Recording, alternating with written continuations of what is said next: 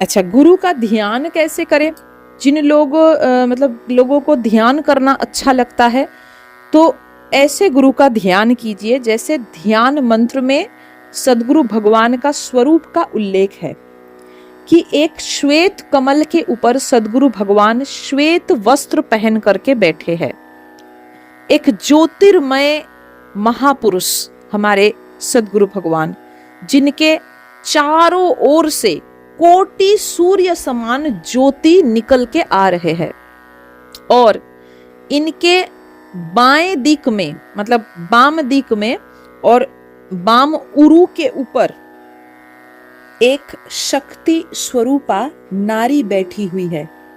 गुरुदेव के ध्यान मंत्र में ये कहा गया है कि स्वशक्त्या दक्ष हस्तेन धृतचारु कलेवरम और बामे धृतोत्पलायश्च सुरारक्ताय सुशोभनम।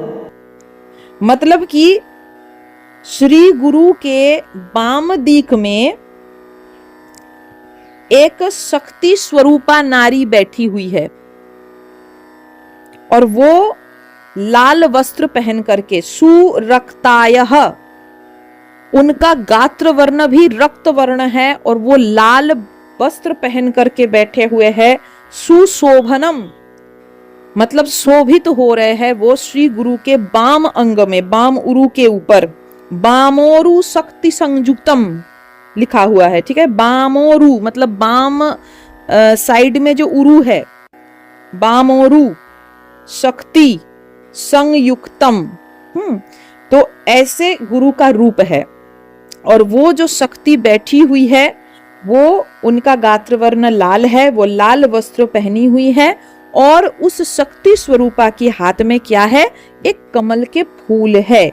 हाथ में वो एक उत्पल मतलब एक कमल का फूल वो धारण करती हुई वो बैठी हुई है और परमानंद में वो मुस्कुरा रही है। परमानंद रसोल्लास लोचन द्वय पंकजम। तो ये श्री गुरु का ध्यान है।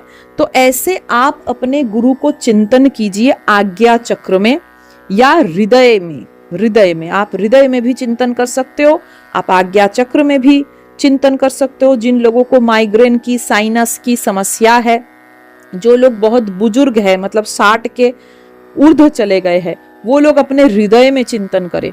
और जो लोग उतना ये बुजुर्ग नहीं है, उनको प्रॉब्लम नहीं है, वो आज्ञा चक्र में चिंतन कर सकते हैं।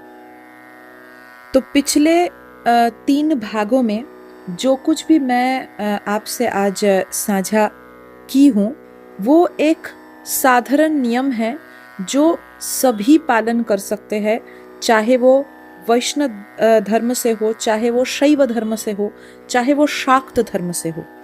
तो ये एक जनरल नियम है जो शास्त्र अनुसार है, तो आप इसको बेझिझक आप इसको पालन कर सकते हो। तो ऐसे करके आप गुरु पूजा घर में बैठ के आप कर सकते हो।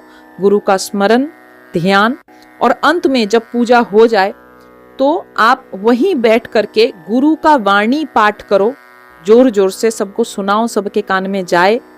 और कीर्तन जरूर 10 मिनट 15 मिनट के लिए, अगर आपके घर में करताल है, मृदंग है, आपको जैसा आता है, भूल भाल हो, गलत हो, बेसुरा हो, बेताला हो, कोई दिक्कत नहीं, लेकिन जरूर हरे कृष्ण महामंत्र का कीर्तन कीजिए, राधे श्याम कीर्तन कीजिए, राधा रानी का नाम का कीर्तन कीजिए। क्योंकि गुरु के ध्यान के मंत्र में यह भी कहा गया है कि जो हरि नाम संकीर्तन का प्रचार करने के लिए अवतीर्ण होते हैं वही सदगुरु है, ऐसा कहा गया। तो इसीलिए उनसे प्रार्थना किया जाता है कि हे सदगुरु भगवान, भगवान का नाम कीर्तन करके मेरे अंग में अश्रु कंप पुलक हो, ऐसा आप मुझे आशीर्वाद कीजिए। ये मंत्र में लिखा हुआ है। तो इसीलिए वही प्रार्थना आप कीजिए और जरूर ही अपने सदगुरु भगवान को आप कीर्तन सुनाइए, पाठ करके सुनाइए। हो सके तो शाम को भी आप बैठ सकते हैं कि सुबह हमको समय नहीं मिला, शाम को समय मिला, तो हाँ, संध्या के समय फिर से आपको एक बार तो गुरु का आरती करना ही है, तो आरती करने के बाद आप जरूर पाठ और कीर्तन में बैठ जाइए। ऐसे पूरा दिन आप गुरु के ध्यान में, गुरु के स्मरण में, उनको क्या पसंद है, वो उनके लिए हम क्या बना सकते हैं, क्या कुछ कर सकते हैं, ये इसमें आप व्यस्त रहिए। अपने दिमाग को पूरा दिन आप गुरु के चिंतन में व्यस्त रखिए, तो जरूर ही सद्गुरु भगवान आपके ऊपर प्रसन्न होंगे और आपका गुरु पूर्णिमा सार्थक होगा। जय जय श्री राधे श्याम।